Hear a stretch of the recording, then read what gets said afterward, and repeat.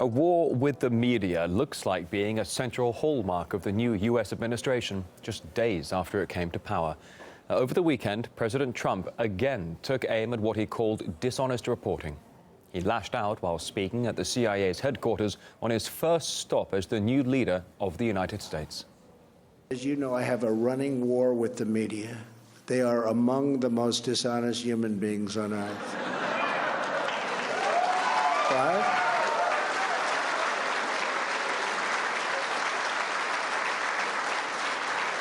Trump made the remarks following a number of reports about the low turnout for his inauguration ceremony and comparisons to the crowds that packed the mall for his predecessor Barack Obama in 2009.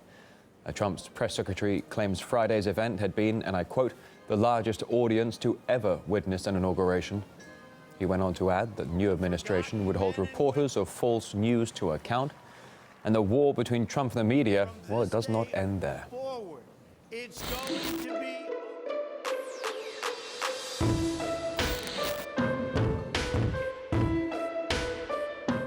Donald Trump's oath of office means nothing. He has nothing but disdain for the rule of law and the Constitution. This is one of the most radical inaugural speeches we've ever heard. I think the content of what he said was disturbing. But on his first full day in office, he used his bully pulpit to deny reality. Some members of the media were engaged in deliberately false reporting.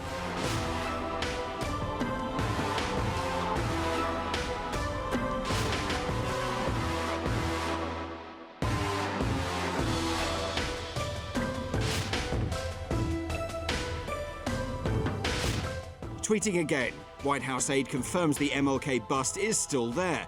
I looked for it in the Oval twice and didn't see it. My apologies to my colleagues. Apology accepted. A reminder of the media danger of tweet first, check facts later. There's been a lot of talk in the media about the responsibility to hold Donald Trump accountable. And I'm here to tell you that it goes two ways. We're going to hold the press accountable as well. Why the president asked the White House press secretary to come out and utter a falsehood. You're saying it's a falsehood, and they're giving Sean Spicer, our press secretary, gave alternative facts to that. It's as close to war as you're ever going to see in American politics, at least within recent memory. I mean, there has never been a time when the media was as adversarial with a sitting president as we're seeing today. It's an interesting relationship because they covered him extensively and now they've turned against him. I think they viewed him as playing the role of the class clown who was going to be fun for a few quotes and to bring in ratings. And then they were kind of horrified to discover that he might actually win, and even more horrified when he did win. Neither side trusts or likes each other, and it's been like that way for a long time. But it's a love-hate relationship because they both desperately need each other. Well, amid the apparent rift with the media, Trump has also had to deal with mass rallies against his inauguration. Hundreds of thousands took part in the Womensmarch in cities across America over the weekend. They protested under the banner, "Women's rights are human rights." So Trump responded on Twitter, first questioning the reason behind the protests, suggesting the demonstrators should have voted instead. Then he posted that protests are a hallmark of democracy and that he supported people's right to express their displeasure peacefully. However, the mass anti-Trump protests apparently have a major sponsor, as revealed in an article by the New York Times. More than 50 partners of the Women's March against Trump have direct ties to billionaire George Soros. For example, a group called Gathering for Justice has been the direct recipient of numerous financial grants from the Soros Open Society. The WikiLeaks Podesta emails also revealed another organization, that of Move On. That's been sponsored also by the Soros business as well. Now, Move On supported anti-Trump campaigns during the election campaign. And more on this, RT's Murad Gazdiev. In the blue corner, George Soros, billionaire investor, unabashed globalist, poured millions into Clinton's election campaign. In the red corner, Donald Trump, billionaire investor, president of the United States, the man atop the anti-establishment wave of 2016. And boy, do they dislike each other. I have described him as an imposter and con man and a would-be dictator. George Soros spent millions sponsoring Hillary Clinton. He also lost as much as $1 billion betting against Trump winning the election. So it's no surprise he had plenty of anger to vent.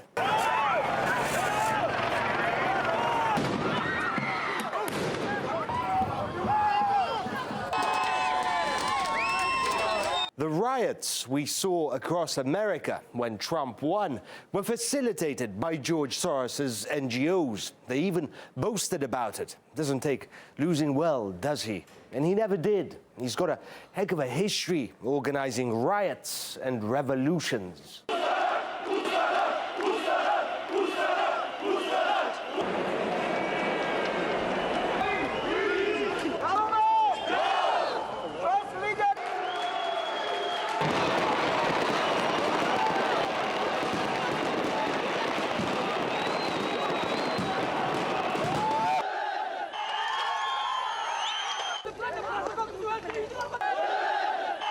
Soros has a well-earned reputation. He's smart, cunning, and dogged.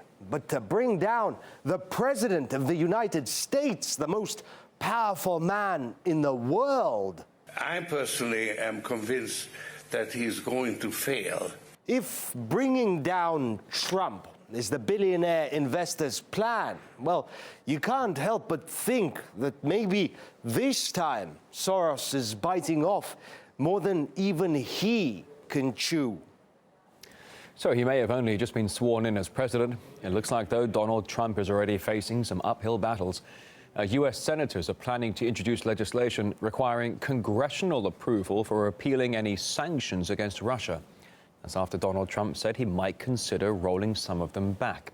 Trump argued reducing sanctions could benefit both countries and help seal a number of deals. In particular, he mentioned an agreement to potentially reduce nuclear weapons. But a bipartisan group of senators, though, now saying they will take steps to block the president from easing U.S. sanctions, claiming it would just be too risky. Given what Russia has done in Ukraine and threatened the Baltics, and now they've clearly tried to intervene in our election, that is something, that's a danger that we have never faced to this extent in American history.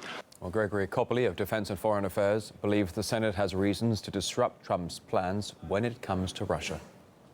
This is a very politically motivated act, and it was, of course, originating before the swearing in. It was all designed as part of the legacy which President Obama, outgoing President Obama, wanted to leave for President Trump. He wanted to make sure that he had a grave difficulty in maintaining any normal strategic policy at all, and particularly with regard to Russia. There are a lot of people in Washington who still live in the Cold War mentality and want to see Russia as the continuation of the USSR, so they're willing to accept pretty much any allegation. You know, what evidence is there that Russia did interfere with the election process? None at all. There's a lot of material around to show that the Obama administration itself interfered with the election processes in Ukraine, in Israel, and in other countries. So let's look at that as well.